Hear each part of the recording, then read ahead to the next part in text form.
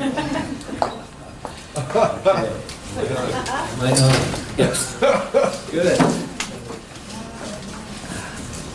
So thanks everybody for being here. I'm very happy to be introducing the queer mummer here, who's backstage right now. But Lucas Morneau is an interdisciplinary artist from Corner Brook, Newfoundland and Labrador. He received his Bachelor of Fine Arts at Memorial University, the Grenfell campus in 2016.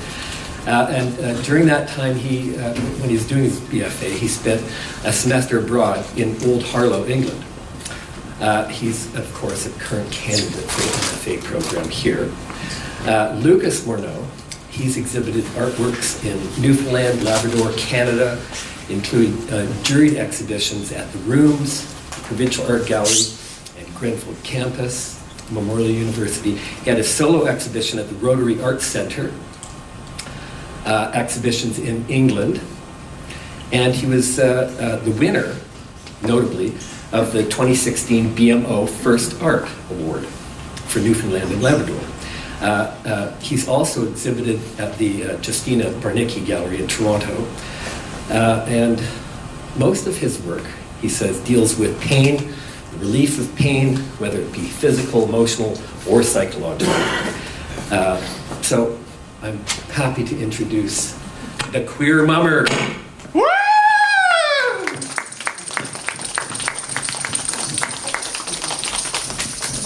Hello, everyone. Hi. Hello. Would you like some tea? I would love some tea. Anyone bring any teacups? No? Thermos would work. Let's share some tea. This is Lapsang Sucham.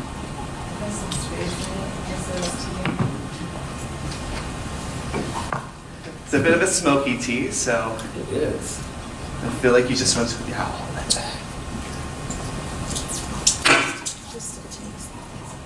great.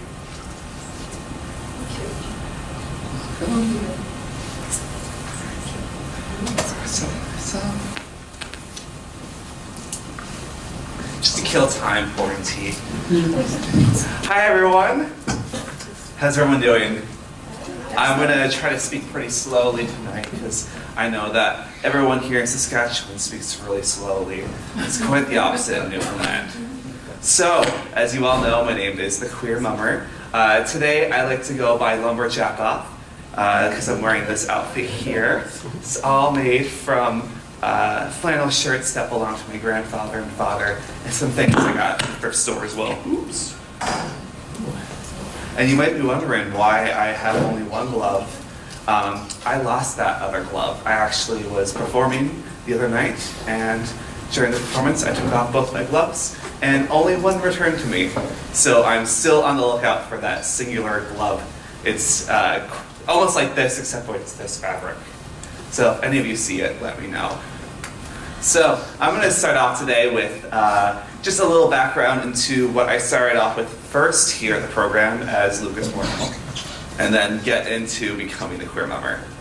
So I guess I'd start off first that I think it's quite obvious I come from Newfoundland, and when I moved here, I had set out an idea of continuing a series of light works that I was working on. As Marcus had mentioned, that I was the winner for Newfoundland for the BMO First Art Award, and one of those pieces was a light work that I submitted. So I wanted to continue on with my light work, but what happened was, during my first semester here, I actually was diagnosed with cluster headaches. And so I spent the first whole semester mostly in my room here, on my bed, on a chair, wherever around, mostly in pain from these headaches. And they were really debilitating, and I couldn't really do anything. So it was a great way to start out the program, really, because I couldn't do work. So what I started doing was just documenting the headaches, and I thought that would have been just a good way to kind of slowly ease my way into the program, try to work with pain a little bit. So here's one of the photos here from this photo series called Pressure, and then here's another one. So this is just my bedroom here, which is actually in Red House. have a little sip of tea here.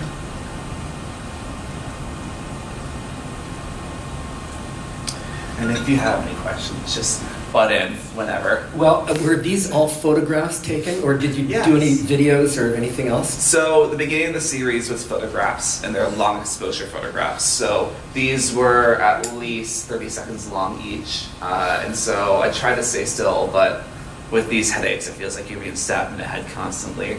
So it's kind of hard to stay still. So I ended up a lot of times putting pressure around my head from that.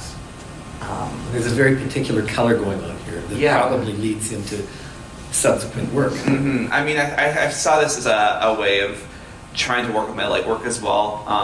I was used to creating these big rooms filled with color, and when I moved here, I kind of set my room up that way that I could do that, and it kind of helped with my photography. However, I kind of moved on from this series because I actually stopped having the headaches, thankfully.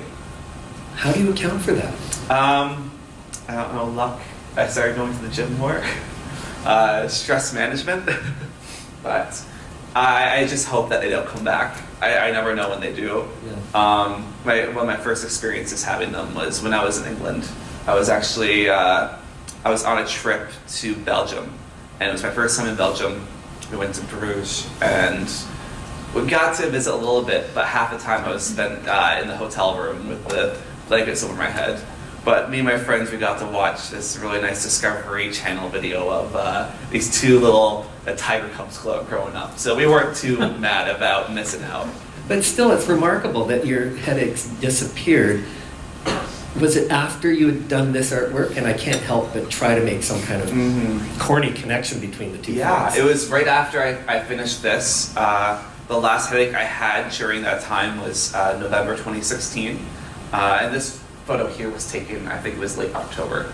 So it was around this time that they started to slow down, which was awesome. So I could start working more. And what happened there was that I actually made a video piece. So this piece was called "And Yet They Told Me to Take Advil and Sleep It Off," which was more or less a spoken word piece with some close-up video of my eyes, kind of explaining the process of the pain starting off. With cluster headaches, they have a sort of burning sensation that transforms into like a stabbing. So I wanted to explain that and try to figure out my words to describe it, because I had a problem where that summer I was suffering from them, and I went to the doctor and he told me just to take Advil and sleep it off. And so clearly that wasn't a good cure for those headaches because they came back. But And he was being dismissive. yeah, dismissive of my pain. So I really had to figure out a way to document the pain and figure out how to explain it to tell a different doctor. And I did, and thankfully got some medication for that. What do I have next? Yes. So this is around the time that I was still exploring the aspect of these headaches, and specifically the aspect of surrounding the eye area of these headaches. So with cluster headaches, they happen right above your eye, and so you feel like a constant pressure around there. So with this series, it's a series of photos of me essentially. It looks like I'm poking my eye with a needle in different photos, and they're all done with cyanotype on muslin. And so you have to soak the cyanotype muslin and to hang it, and then you have to expose it and all that. So it's a fun piece to do. It's called Fray. Though at the same time, I was working on this piece here, which a lot of my work deals with my own depression and coping with that. And so the cluster headaches really brought about my depression again, just mostly because I was stuck inside and I couldn't really do anything. So I felt trapped, and I kind of went into a cycle and started essentially creating little shelters or safe spaces in my own home, like a little nest. So this is what this piece is about here. These are gumbyte chromate prints. And so what the process is you have to coat paper multiple times and expose it and wash it, and you can create multiple layers. And so this piece here has, I think, 4 or 5 layers of watercolor. How's the tea, everyone? It's smoky. It's like a campfire. So around this time, I started to go to the gay clubs here in town. I found that I was only stuck within like an art group, and I felt like I had to explore more outside of that group to get more friends. I feel like it would have been great to have friends who weren't artists. And so I started to go to the drag performances at Divas and Pink. And from there, I actually had experience. I performed in drag before, but not to the extent of now. Before you came here? Yes. Yeah. So my first experience was actually in Harlow. I did a little photo piece that was referencing a Thomas Gainsborough painting. And so I went to drag. I actually got locked out of my room, and we had to get a security card to come and get my key. And he wouldn't open the door unless he saw me in drag. So I wasn't even dressed then. I think it was in my underwear with like a pair of shorts, and then it was just like full face. So this piece here, I wanted to explore with drag for a long time in my artwork, and I was trying to figure out a way to do it. And so my first experience was this piece right here. Well, not my first experience. My first experience with my MFA was with this piece here called Suck, Squeeze, Bang, Blow, which is it was a performance piece where I had myself bound, corseted essentially with duct tape, and I had a self-portrait of myself where I slammed nails into the eye area where I had my headaches. In the process, I hit my thumb a few times and bled everywhere. And then I went over and I ripped off, as you can see right here, I ripped off the duct tape, which felt really fun. It was a great experience. I had never felt that before, and I want to feel it again.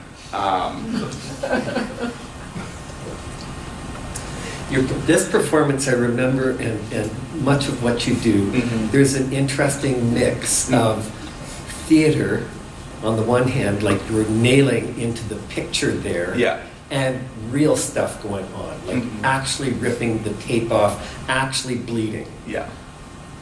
I like bringing in theater, and I think that's, or camp, I'll say, and that's really